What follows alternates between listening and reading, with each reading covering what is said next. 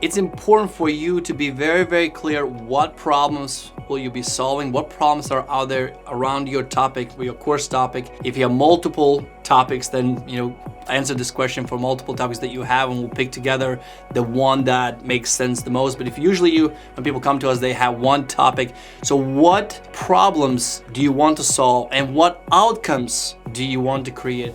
Because people will be buying the outcomes. They want the outcomes, and you'll be the one who leads them through the process to create those outcomes. The more we understand, the better we understand what problems you solve is going to help us create better scripts, better lessons and modules, and also help us launch your course in a more powerful way, because we'll know how to communicate the value of your course to your potential students. So take some time, think about those things, and again, as always, the more details you provide, the better.